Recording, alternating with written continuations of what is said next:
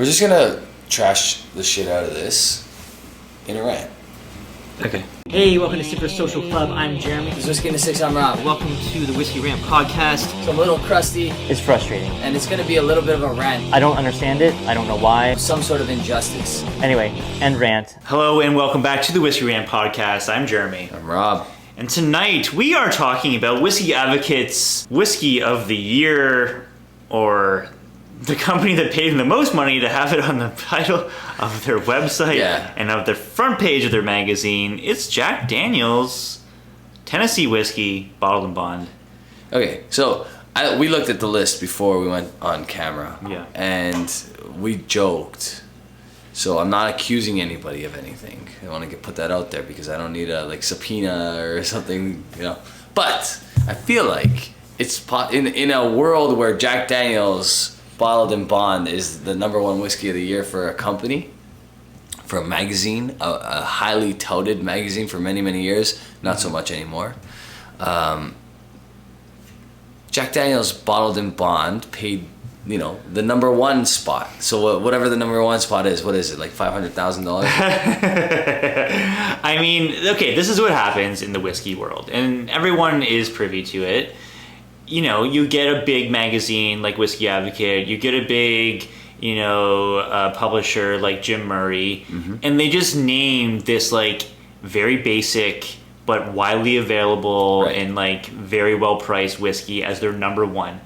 And we were talking off camera, we don't necessarily have a problem with this. We know that it happens. The problem that I have with it is the score. Right. 97 points for this whiskey? No. Better than pretty much anything ever made ever. That's a cocktail whiskey.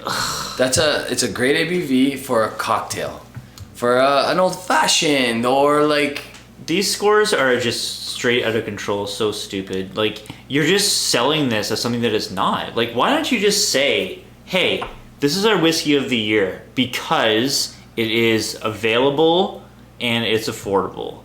And we're not going to score it 7 points out of 100. We're going to score it something like it should be, which is 80. Because they would return and say, no, we factor in price, but we feel that because it's so cheap, it achieves all these But no, it doesn't. Let's be honest. I'm barely getting anything on the nose. I'm side by side with the Jack Daniel's Select, which I actually really like, that has their banana profile and that really nice, hubba bubba kind of gum note to it. This doesn't have that. So let's remind everyone, Bottled and Bond means same year distillation. It means 50% minimum ABV, so 50% on the dot ABV. Yeah, 4 years old. At least 4 years old, and in, I guess, a warehouse that's government approved, controlled, looked after. I don't know, but maybe it's registered, government registered. Yeah, something to do with that. Who knows if that's even There's actually still. some sort of medical reasoning behind that. From what I remember, I think in the history, it was just a thing that made whiskey more legit because people were bottling it just insanely ways back in the day to make it, to make more money. Yeah, this is a way of making it more legit. I don't know about the government bonded warehouse, if that's still even a thing or not with bonded whiskey. Anyway, 50% ABV, same grow season, minimum 4 years. I think what's also happening here is this is kind of the first time that Jack Daniel's is admitting that it's a bourbon. Does it say bourbon on there? It doesn't say bourbon. No. But Bottled and Bond is only ever used a bourbon thing. For a bourbon, right? Jack Daniel's likes to distinguish themselves as a Tennessee whiskey and not a bourbon, even though it could be defined as a bourbon. Yeah. They do this charcoal filtering, and that's what sets them apart maybe from other bourbons, but I don't think that negates it from being called bourbon. I don't think so either. It's not an additive. Yeah, exactly. Right, bourbon can't have additives, but no. That filtering process I don't think is considered an additive. And it's after the aging process. So the new bourbons can be finished in anything and still be called a bourbon. True. Right? Yeah. So why would that affect this? It's just a filtering process. I don't mind the nose on this. It is like the Jack Daniel's character. It's very like muted though.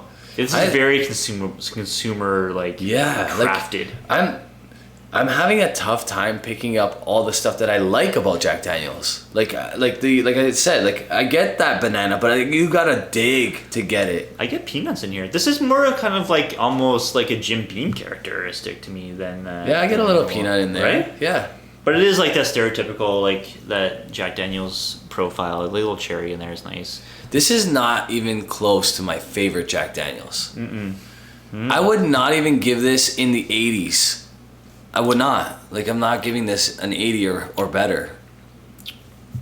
It's just, it drinks, like, it's light on the palate. It doesn't burn at all. It's probably, like, filtered up the wazoo like crazy. Yeah. I mean, and we go back to talking about, like, whiskeys of the year, and ours are going to be coming out soon. You know, you look at something that, like, Ralfy and Roy have done. We've talked a lot about the online Scotch Whisky Awards and how there's, like, an independent award ceremony. You know, they're nominated by the whiskey community, voted on by the whiskey community. Yeah. You don't get something like this in here because no one in their right mind is going to say that this is worth 97 points and this is the best whiskey of the year because it's not even close to that. It's not even the best value whiskey of the year. No. Like, what do you pay for this? Do you know? It's $50. Canadian? It was 50 Canadian. Okay, so let's say that US, you're looking at like maybe $40 or less dollars for this. You're still getting on LCBO shelves. You're getting better whiskey for that price, right? We're going to talk about bourbon tonight and American whiskeys and how they've fallen off our radar this last year. And a lot of that has to do with what's available in our area because it's garbage. For sure. I was in LCBO today. I took a picture of the American whiskey section. It is so bare and so uninteresting. It would just bore any bourbon drinker to tears. Here's a picture of it. It's like, what do you have in here? There's Jack Daniel's, there's Woodford Reserve, there's, I don't know, maybe there's like Buffalo Trace. Some Four Roses. Right, it's like Four Roses. There's nothing interesting. No. The LCBO has taken all of their like more allocated stuff and put it online. Yeah. 1 per customer, 2 per customer, which is the right thing to do.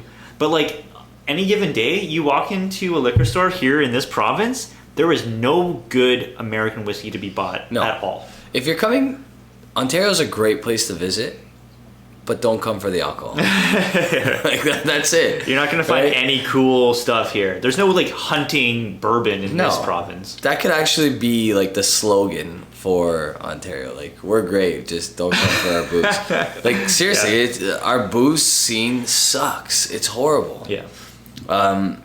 There's a couple decent bourbons, but how many times are you gonna buy Wild Turkey 101 and Wild Turkey Rare Breed? And how many times can Wild Turkey 101 find its way on like a top list? Right, exactly. It's just like so done. You know? Like, exactly. It's so done.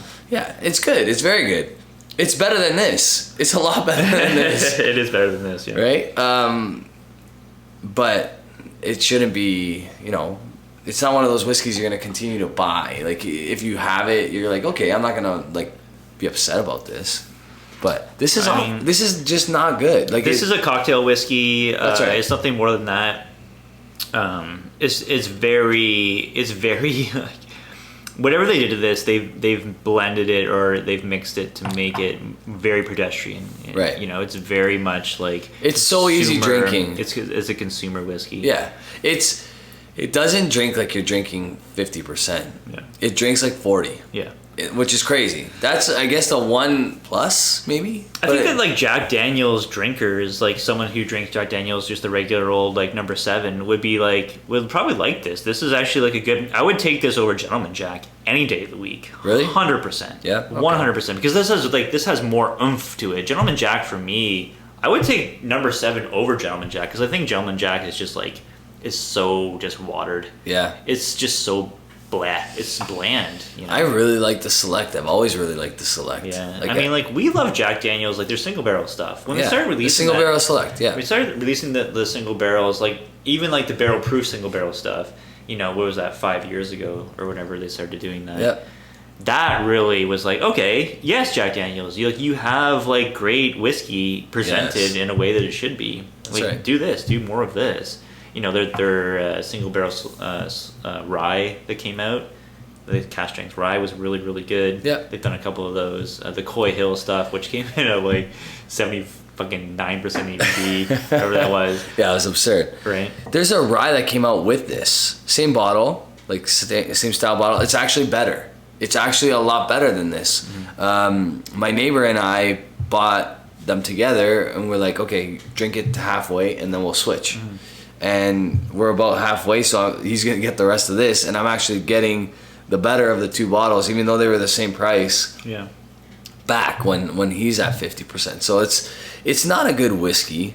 Not in the sense that like a whiskey advocate should have it as their number one. Here's the thing, right? It's like Jack Daniels obviously pays for advertising space in that magazine. Yep. It happens throughout pretty much every single industry. Like, it's not just like whiskey or whatever. It's like every industry does this, right? It's like the companies that pay for a lot of advertising in your magazine, you repay them. It's a long-standing relationship. You give them a whiskey of the year. They sell 1 million bottles of it. And it just continues on and on and on, right? It's business. And like, the thing is, like, someone who, you know, is buying a gift for someone, like a whiskey drinker, and be like, hey, I got you, you know, the #1 whiskey of the year, and you get, you know, this bottle and bond Jack Daniels, and you're like, okay, thanks, I guess. I mean, like, that's the problem is what happens, right? Yeah. It's like someone buys a whiskey drinker this and be like, oh my god, this is like the whiskey of the year, and it's only $38 at my local Total Wine. Like, what a deal. I think it's sad that they would put it on this list. I think they should have just, you know, had an advertising page for it, which I'm sure they did at some point throughout the year. Can we go through some of the whiskeys on this list? Yeah, sure. I want to say that last year, the Lagavulin 11-year-old Offerman Guinness edition. Which we have right here. No, this is the new one, the Charred Oak. Oh, The Guinness edition was last year. Okay, yeah. So this is this year's, the Charred Oak. Last year, that was Whiskey Advocates. That was number Whiskey one, Advocates #1. which I could see that. Like, it's a good whiskey. Yeah. It wasn't my favorite Lagavulin of the year, but it was very good. Yeah. This is actually better than that Lagavulin.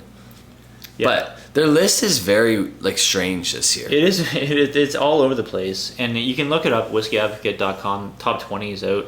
I mean, like I said before, like, it's the score that really gets me. Like, there's no way in hell this is 97 points. No. You should just take off the score and be like, this is our value whiskey of the year. That's right. Right? Yeah. Because that's more accurate. And I'd be like, I wouldn't even really have a problem with that. I'm like, all right, whatever. Like, this is what you decided as like your available whiskey that you can go out and get right now, and it's well priced. Sure.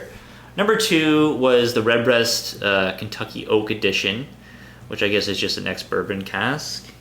101 proof, 96 out of 100. Why Kentucky Oak Edition? That makes it sound like so elite. But it's just an ex-bourbon cask. We know what Kentucky is. Because people that are bourbon drinkers be like, oh, it was matured in a Kentucky barrel. Sweet. It's gonna be like for bourbon drinkers. 90% of bourbon comes out of Kentucky. Like, what's the point of saying Kentucky? Because the average consumer doesn't know that, right? They're like, oh, an Irish whiskey that was matured in bourbon. Sweet. It's gonna be something like, that a bourbon drinker would like. Don't they understand how condescending that sounds to like everybody else that actually like knows something about whiskey?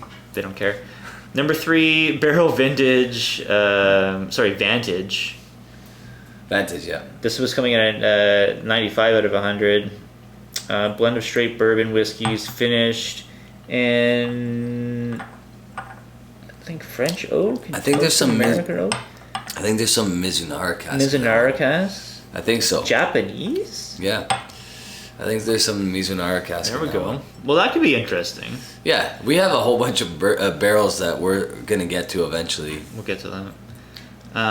Although bourbon hasn't been the drink of choice on this channel for a while. Well, yeah, because and like I'm trying to think about like what's gonna be my American whiskey of the year this year. I can't even have the category. I don't think. Yeah. I haven't had enough. There hasn't been that much.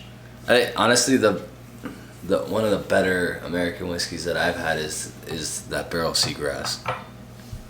It's a rye. Number 4, Dewar's 12. Dewar's 12. That is laughable. 94. It's a 94. 94. Bottled at 40%. 94. You know the highest mark I've given on my channel before? You know what it was? 94. 95. Okay, 95. And you know what it was? A Brewer 38-year-old. Right. Yeah. The highest mark I've given on my channel is a 95, and it's given to the Glenlivet 80-year-old. and years before that, it was like a Mortlock 31-year-old. To say that this Dewar's 12 is 6 points away from a perfect whiskey is the most like irresponsible thing you could possibly do in the whole world of whiskey. Absolutely, I agree. Like it's with absurd to say that. That is it's like hilarious. it's unconscionable what they're freaking doing. No, it makes absolutely no sense. Number 5, Westward Cast Strength. I don't think I've heard of that before. I've heard of Westward. We don't get it up here, so we don't. Number 6, Middleton Very Rare. Probably the most expensive whiskey on this list. 94 out of 100. Yeah, that's still 2022 release. Although I don't know. There's some really like old whiskeys in those Middletons. So who knows? Blue Note Juke Joint Uncut. Juke Joint. Not sure if I've heard of that one. Not sure if that's a sourced whiskey. Who are they asking to vote? Is it the writers only? Like who's? First of all, they're not doing blind testing. I guarantee that. How many people do you think ballpark? How many? Okay, first of all, let's start with this. How many whiskey drinkers are in North America? Population is almost 600,000 in all of North America. Like what percentage of the people who drink alcohol drink whiskey? In North America? No, sorry, 600 million. I meant to say. Yeah, so population of, what, like the U.S. is what 550 million people, ish, or more than that now. Let's not get into. Okay, let's assume Google will tell us. All right, let's Google it. We're gonna find out some numbers here. We're gonna do some bro math because this is not scientific at all. Population of the U.S. 332 million. Really, that low? I thought it was higher. Canadian population, 38.2 million. Yeah, so. And you want to do what, Mexico in here as well? Sure. Mexico, 130 million. 130. So, okay. Call it half a billion. almost half a billion. Call it half almost a billion. half a billion. Sure. So, out of that, let's say 10%. 10% are whiskey drinkers, or more. It's got to be more than that. 50% male. I would say it's. I don't know if it's that much. Maybe 250,000 or million. I keep saying thousand. Like out of like 250 million males. You think out of like 10% of people are drinking whiskey. I don't know. It might be high. Maybe. Okay, maybe not. Let's say half the people drink alcohol. Half the people. And half of that drink beer, exclusively. And then the most popular spirit is like vodka. And we say men, but like obviously women drink whiskey as well. Sure, but it's extremely low percentage. It's very low, and women that consume YouTube about whiskey is even lower because like my demographic is 99% men. Yeah, it's literally at 1% for me as well. So it's like, yeah, I mean, I think 10% is a generous number for whiskey drinkers. It might be like below that. Okay, let's say, can we say 50 million people drink whiskey? Mm-hmm. That's 10%. I just thought of that. That's actually 10%. Let's say 5%. Let's say, okay, so 25 million. But what's your point? So my point is this. Fuck, where did I go with this? This is what happens when like math comes into the play and then we're just like kind of not seem dumb. Right. No, we I totally lost my train of thought there. Cool. No, so it was about the magazine and who's voting for this. Oh, the writers are voting for it. Right. How many people this is where I wanted to go with this whole thing. And I don't mean to offend anybody that's a writer, but who the hell's buying Whiskey Advocate nowadays? That's all I meant to say is, let's say there's 25 million people still buying whiskey. Yeah. 25 million people in North America buy whiskey. It's probably less than that. How many people buy Whiskey Advocate magazine? How many of those 25 million are buying Whiskey Advocate? I don't know, but I guarantee you their most sold edition is this one. Is their Whiskey of the Year edition. Maybe most sold in the last like 7 years. But like of the whole year of like, let's say they release 12 editions a year. For sure. That makes sense. Their Whiskey of the Year edition Yeah. is their most sold edition. You gotta think nobody's buying that.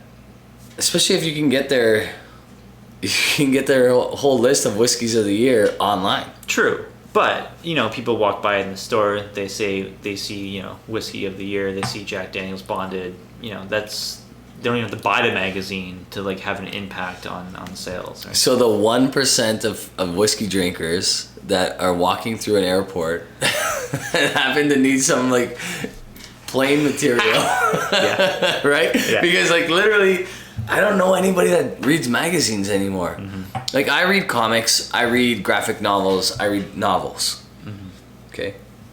But I want to know the last time I bought a magazine? It was a whiskey Advocate. Yeah. It was a Whiskey Advocate in... Because they sell some other magazines in the airport as well, if you didn't notice. Yeah. Yeah. But the last time I bought they have a little cardboard blocking the first half of it. The last time I bought a magazine was almost 7 years ago to the date, because I had just started Whiskey in the Six, and like I guess I should kind of know what they're talking about in Whiskey Advocate. Mm-hmm. Completely useless. Right. But I did it anyway just to see. Yeah. That's the last time I bought a magazine. Mm-hmm. I bought, like I said, plenty of books, graphic novels, right, comics, that kind of stuff. Yeah. Since, but never a magazine. When's the last time you bought a magazine? I think I bought a Cigar Aficionado magazine, and it was like the Cigars of the Year for 2021, just because I was curious. And I wanted to have something on my coffee table. Right. That looked cool. Fair enough. And we needed it for wasn't it, didn't it make an appearance in your Halloween edition video? Oh, yeah, maybe. Yeah. But, like, yeah, you're right. Like, written print is, like, just done. I think I did actually purchase Whiskey Advocate's online edition of their, like, 12 most flipped whiskeys or something like that. I think I went through it.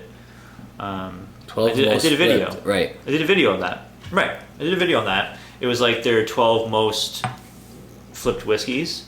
And I commented on how the list was right and wrong. Right. With what they did based on what I actually knew what was happening in the secondary market. Yeah. Because at that time I was very much plugged into the secondary market, both in the U.S. and Canada, because I participated in both. Yeah. So yeah, I did a video on that. So I bought their online edition of that episode or edition. We've fallen off so hard of like knowing what secondary prices are, and like I don't think I have no clue what's going on in the secondary market anymore. The only reason I know is because like the biggest Facebook group in the U.S. that was bourbon secondary market has now switched to bourbon secondary reference or whatever it is. So it's like there's no bottles for sale on that, but people still update like what stuff's going for. Okay. That's the only way I know what's going for these days, because like it's really moved off of Facebook. In the U.S. anyway, because the Van Winkle family hired their big shot lawyers to make sure that happened. Well, I mean, it was a matter of time before that came to be, and I don't know. I've just been out of it for so long. I don't care to pay secondary on pretty much anything. It's garbage, because like it's just gotten to the point where it's like you want to vomit in your mouth when you see the prices of things, right? Do you know how much a bottle of Macallan Edition 1 is going for now? I want to say $4,000. Yeah, it's like $3,200, $3,400. Really? Wow. It's like it makes you want to puke. Stupidity. Makes you want to puke. It's dumb, right? Like Pappy Van Winkle 15. It's like $2,000 US. But who's the idiot that's buying that for $4,000? Like who's buying a Macallan Edition 1 for $4,000? Why? Why would because you do they that? think it's going to be $5,000 in less than a year. right? Like, who bought Macallan Edition 1 at $1,000 a bottle? If you put $4,000 into a stock, you're gonna get a better return on your money usually. If like you put $4,000 into Apple, you're gonna get way more return on your money than. You're not. You don't think? No. Than a Macallan Edition 1 right now? Well, I don't know, but right now might be the peak. Okay, yeah, like if you bought a Macallan Edition 1 at its birth. If you bought it at $1,000, which sounded insane, Right. now you've It's freaking $4,000. tripled your money. Yeah, but that took years. Like, how long has it been out for? It didn't take that long. I know, you're right. 4 years. Right, but look at what happened to people in the stock market like 2 years ago. They were like becoming instant millionaires overnight, like with nothing. I mean, markets are hard to decide, but whatever. I mean, you can look at Bitcoin and be like, oh yeah, if you bought Bitcoin at like, 15 grand, you're like crazy, but it went up to like, 55,000 and now it's back down to whatever. No, you're right. No, like I've never participated in the stock market because I literally know zero about it, but I just can't see people buying a Macallan Edition 1 thinking that bottle is going to go to 10 grand when you can still buy the Macallan Cask Strength, which is a better whiskey, for about $1,000. Yeah. Why is that possible? Because no one's going to open these and drink it. So like drinkability doesn't matter. It doesn't matter how good the whiskey is. It matters what people will want it for and want to pay for it, right? Because like they want to complete their sets. They want to complete their sets. Right? And the 1 is the one that no one has. No one has number 1. It's literally Pokemon for whiskey. That's what it is. That's why we hate the secondary market now, because like we dabbled in the secondary market when it was like kind of reasonable. And I mean kind of reasonable. Like we could buy Pappy Van Winkle for $600. Right. We could buy, What do you think? something. What do you think of this bad boy right here? Well, I mean, way better than this. Yeah. No comparison. I mean, I've never been a huge fan. We're talking about the Offerman Lagavulin. I've never been a huge fan of the Offerman Lagavulins. Okay. I would always like prefer to drink the 8 or the 12. Obviously, the 12. Yeah, I think the 8 is still my favorite. I like this, but I don't know if I like it better than the Lagavulin Offerman Guinness one. Yeah. And the Guinness, you could actually taste the Guinness. Yeah. Like, I knew that there was a Guinness taste in that. This, I'm not getting a ton of charred oak. Did you get a ton of charred oak on this? It is drying. It's dry, oh for sure. It's oaky, but would you equate that to charred oak? I think charred oak, I think bourbon, I think it should be like 5 shades darker than this. Like, are they saying they put this in like virgin oak cask as a finish? I think it was a recharred wine cask, if I'm not mistaken. Yeah, Where does it that's say kind of that? misleading. Like, I would rather them do it in like virgin oak, because I feel like virgin oak does really cool things to whiskey, Nick Offerman actually just especially released Scotch. an Instagram photo of him. I guess it was like the final days of filming, or he just took a picture from filming The Last of Us. He's in the Last of Us, which is going to be an HBO series in about a month, and he was pumping this, basically saying that. Of course he was. Yeah.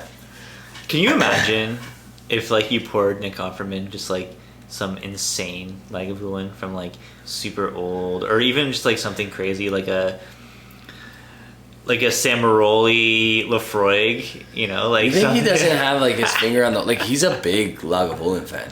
I know. I But bet. like I've and also he has the money to like invest in whatever the hell he wants. But it's also been quoted as saying that Lagavulin 16 is like the ultimate like best Scotch of all time. Nothing's gonna ever beat it, right? Which is like insane to say. Yeah, of course.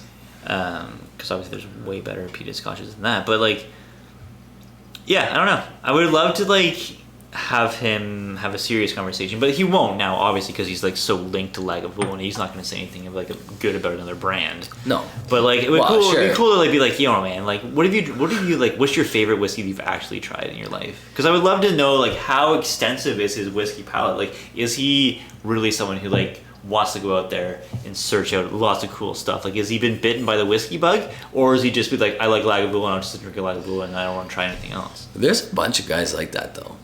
There's like the Like, guy go to a that brand and like just don't drink anything that's else. it. Like Yeah. the guy that bought Glenlivet 18 his whole life and never decided to buy a different brand of whiskey. See, like, that's crazy to me. Because, like, if I had the capital, I would open a new bottle every single day. Yeah, I know. I would open a new bottle every day. I would do the same. I want to and try then- everything. I want to yeah. try, like, so much cool stuff. Everything different. You're right. The problem is, and this is like our biggest issue is we both like to open bottles. Mm-hmm. We both like to like have an ounce or two, and then never see that bottle again for like a Right. year. And we could easily do that with samples, but for whatever reason, it doesn't have that Doesn't same. translate.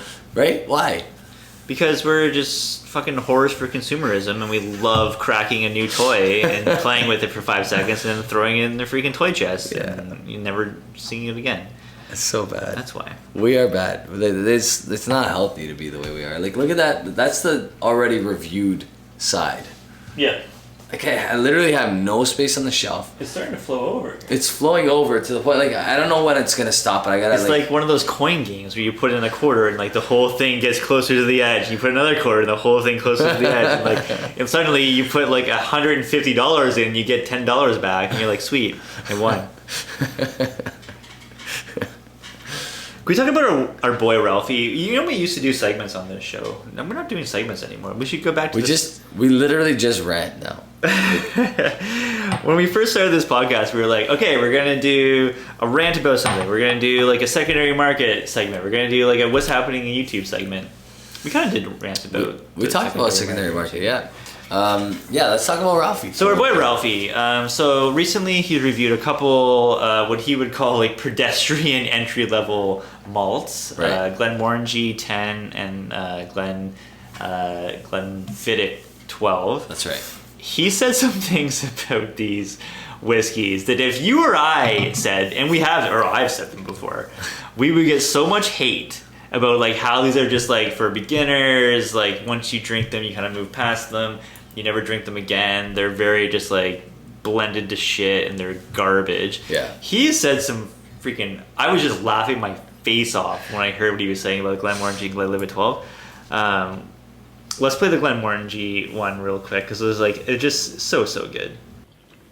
Almost anemic sour, and that's it. So if you're looking for a really safe single malt to give someone as a gift, which isn't going to frighten someone who's spent their life weaned on crunchy nut cornflakes, toasted marshmallows, and other sorts of confectionery foodstuffs, then this is the perfect malt for you. My mark.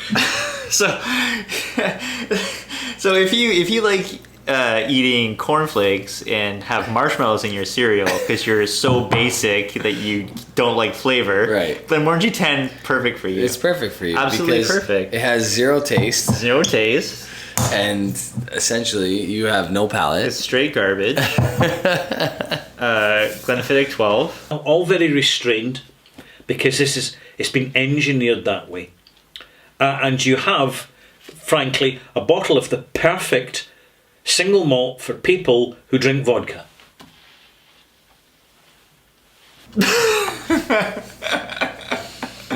So just savage takes, savage hot takes on something like this. So I reviewed Glenfiddich 12 and I compared it to Glenlivet 12. I did prefer the Glenfiddich, but like I said stuff like, you know what, you visit this in your whiskey journey very, very early because Right. it's one of those whiskeys that's always available and it's there. But I'm like, you move past this and you never go back. Like, why would you go back? Like, are you gonna buy Glenfiddich 12 ever again in your life? I don't think so. No, you're not going There's to. no chance. I'm not going to. I have a bottle of it. Why would I ever go to it? Never. I don't even remember the last time I bought Glenfiddich. Know how much hate I got in the comment section. People are just like, oh, whatever, man, you're such a snob. Like, Glenfiddich. I'm like, I'm not saying that like it's not something that like you would pass by and Right. go to. This Ralfy is like, you know what? If you like vodka, you'll like this. And people are just like in the comment section like, oh yeah, great review, Ralfy. You nailed it. Absolutely, like perfect. Me or you say something like this, just get slammed. Oh, Just yeah. get so slammed in the comments. I wonder if it's because when they see Ralphie, like it's just a clientele. like we talked about empty calorie kind of like Right. subscribers. They and stuff see like that. Ralfy, you know what, seasoned vet, Yeah. old school whiskey drinker, tells it like it is. Yeah. Me or you, just fucking like new kids on the block, douchebags Yeah. who like Yeah. don't have enough experience to like say anything reasonable or That's right. valuable about whiskey. We can't know what we're talking about. Of course not. But so I think that's a big part of it. Age, definitely a factor. The fact that he's Scottish, the fact that he's been doing this for 10 years or more now. Those are all factors. It definitely plays that like we get how much. What like? Do you know what your percentage of people that are not subscribed to your channel that watch your video is? It's It's the majority. it's way majority. It's Yeah. like it's over 70%. Yeah. Which is absurd to me. But like I feel like we get those like more now than he would. Maybe he used to get them earlier on. But I feel like we get those like people that kind of like whiskey, that think they like whiskey, that really like Glenlivet 12 Yeah. or Glenfiddich 12 because that's something they've been drinking for a few years or at least like 6 months. Yeah. And then all of a sudden like that's their favorite whiskey because that's how the journey goes. Sure. And we're assholes for saying anything bad about it, Yeah. right? Whereas they see him, they're like, and he probably doesn't even attract that kind of viewer anymore because Sure. he's got what does he have now? Over 100,000 subscribers. So like majority of the people watching He's getting close to 200,000 subscribers. He's at 174,000. Wow, that's insane. Yeah. That's crazy. Yeah, I mean, it is what it is, and I think you're right. You nail the points of why his comment section is different than ours when we say the same thing, or not even like as bad as the same thing as Ralphie does about like certain entry level whiskeys that you drink and then you move by and you go to something else. Perfect timing though, because tonight this one's gonna take a little bit of a beating. Oh my god. I guess we gotta score that. Let's score it. So the Jack Daniels bonded. I mean, I would take it over the number 7. I would take it over the Gentleman's Jack. Okay. I would take it over those two. I would score it higher than those two for sure. I think the single barrel select destroys this whiskey. I agree. And that's only 47%, which I don't understand. How is that so much better than this? Yeah, because this thing has honestly, like the cask they selected to put in this, they've made it like it just seems like so manufactured for an easy drinking palate. I think you nailed it. There's no character in this. That's the exact word that I was hoping you would use actually. Is manufactured. It just tastes, this is perfect for a club bar or like a, if you want to elevate your whiskey and Coke or your bourbon and ginger or whatever. Coke. What do they call it? Yeah, no, that's great though. It's Right? funny. Jack and Coke, yeah. Jack and Coke. If you want to like elevate that, then this is actually like going to be great. Yeah, because you get a little bit more You ABV, get more out of it. ABV, a little more kick to it. Yep. But honestly, like on the palate, this thing thins out really quick. Finish is short. Yeah. Complexity not there. I would say there's honestly more complexity in the number 7 than there is in this. Yeah, You because get more of that boldness. yeah, it's just less tampering. Less tampering in the number 7, less tampering. Well, the single barrel select, probably 0 tampering. They just run it through that filtration system that they use with the charcoal, and then that's it. Maple wood. Yeah. Done. Yeah, Jack Daniel's shines when it's the single barrels and especially the single barrel cask strengths, like the single barrel Those are proofs. That's where Jack Daniel's shines, and that's where we would direct anyone who's into drinking whiskey to try that stuff. For me, the score, I think it's like a high 70 for me. I think it's like a 78. I think it's okay. Yeah. No, it's not bad whiskey. Like it's not. And what I mean by that, like I did say earlier, is this is bad whiskey. I didn't mean that it's bad. I just mean that like it's basic. It's as basic as it gets. Like It is very basic. if you gave this to me and told me to guess the ABV, I'd be completely wrong. I would be completely wrong. I would be pretty close. I would Yeah. say 46. Okay. Yeah. Yeah, I would say 46. I think, like, you get, like, just, like, this corn note on the tail end of it that seems like just, Yeah. You know, it doesn't have that good Jack Daniels finish that, like, the single barrels have. Like, this thing is just, man. I think that's my biggest criticism of it. That, like, and which is, I almost would take it as an insult that this is Jack Daniels, like the first Jack Daniels that won Whiskey of the Year for Whiskey Advocate, or is it? I don't know. I'm assuming, but maybe not. But I would take that as an insult. Like, this is not our character at all, and this is the one that you choose as our Whiskey of the Year. Our single barrel select is way better, and it's not that much more expensive. It's only But they're gonna have, like, you know, 500,000 bottles of this available for sale. So that's what it is. Yeah, that's exactly what it is. I honestly think that, obviously, just like with Jim Murray, there's something else at play here. yeah. I'm gonna give it a 76. Yeah, I think probably if you can get this for, you said 50 Canadian, I don't think it's worth that. But if you can get this thing, like, in the US for like $30, Yeah. I would bump up a mark maybe for value. Okay. Maybe make it to an 80.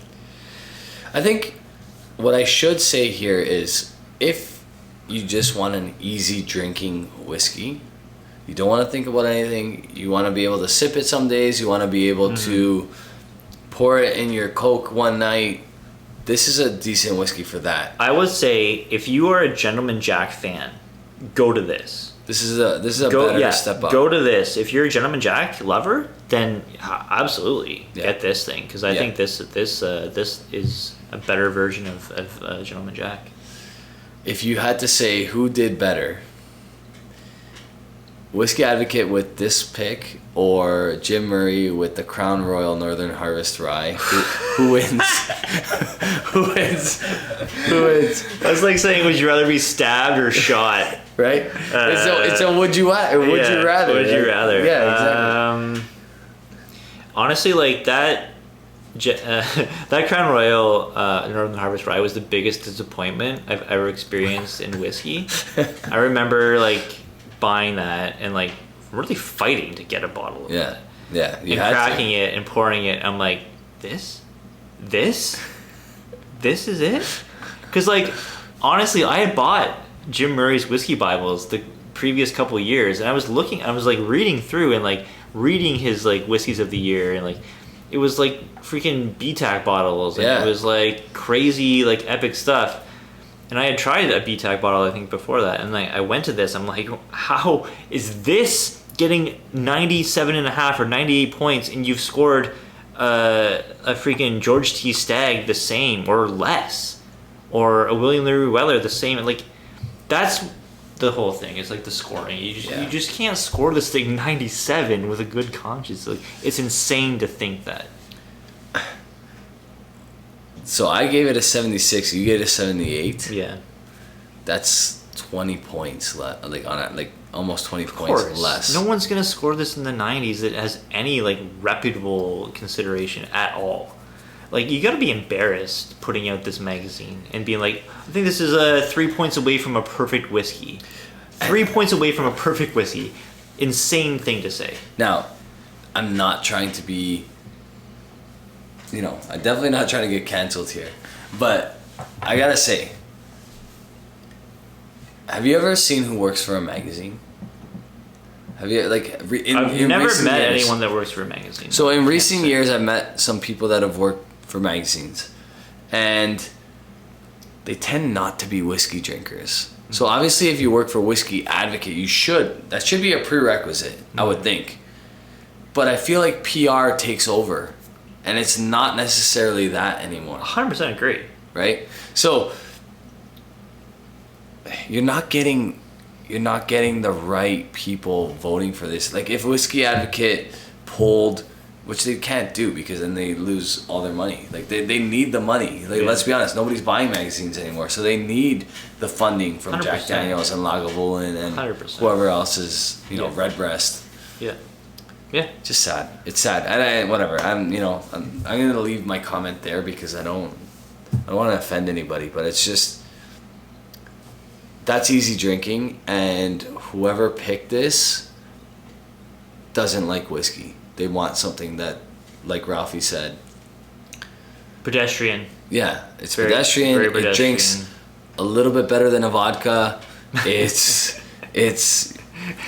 If you like marshmallows in your cornflakes, right. you'll probably like If you like this. roasted marshmallows and cornflakes as a staple in your diet, this is for you. You'll like some flavorless stuff like this. Yeah, this is for you. Yeah, I mean, like, this is the way that we're heading, right? And, like, again, another reason why the online Scotch Whisky Awards are doing their thing, and, like, you get, like, an unbiased, uninfluenced by money. Because, like, all these big, like, Whiskey Advocate, even, like, Cigar Aficionado, you know, you look at cigars, like it's the people who pay for the most advertising space in the magazine that Yep. get, like, the top spots. Right. And, of course, if we ran a business, we would probably do the same thing. I mean, I would It's hope a business, not, but yeah. But it is though. But it is because, what like, it is. you have to have, like, your magazine's gonna die if you don't have the advertising dollars. Yeah. Right? And it's already dying. So, like, what are you gonna do? Yeah. I feel really bad for magazine writers and that whole industry because I don't see it ever coming back. Like, it's not going to get better from here. Yeah. You know what I mean? Like, I'm watching the show on HBO, Succession. Love it. Great show. Love it. But it's like they are reflecting in that show what's happening right now. It's like you have a dinosaur running this huge conglomerate Yeah. that, let's face it, his finger's no longer on the pulse. Yep. Like, 100%. he has 4 kids that probably would do a better job than he could, Yeah. but he's fighting it. I don't know how far you are, but Okay, I'm caught up. I'm not. So I'm on season. I just started season 3. Oh man, so good. I love it. I think So it's great. good. It is I a think really it's good show. But you're right. And yeah, I mean, it's the way it is, right? Yeah. Yeah. It's. I mean, here's the thing. Whiskey Advocate pays us each $200,000 a year to turn that magazine on its head and make everybody buy that magazine. I think we're up for the task. Let's do it. $200,000 a year, American, of course. Hey, between Whiskey Advocate paying us $200,000, the LCBO paying us $200,000, Right. and, like, someone else obviously paying us $200,000 For sure. to just say what everyone else knows, what all our viewers already know. All our viewers already know, They but know. yeah, that's true. You're right. It's true. So Jack Daniel's bonded. I think it's going to be a good cocktail whiskey. I think that you could put this into things and it would, This like, is a definitely great elevate a cocktail cocktail. I think it's priced for a cocktail whiskey. But yeah, I mean, Whiskey Advocate obviously named it because they need to for advertising dollars. 97 points really is where it gets me. It's like, it's crazy to do that. I've said it before, whatever. Like you said, I think you just irresponsible. It's irresponsible. It's the dumbest thing ever. It's like you have no self-respect if you say this is worth 97 out of 100. 3 points away from a perfect whiskey, not even close. Anyone who tries it would tell you that as well.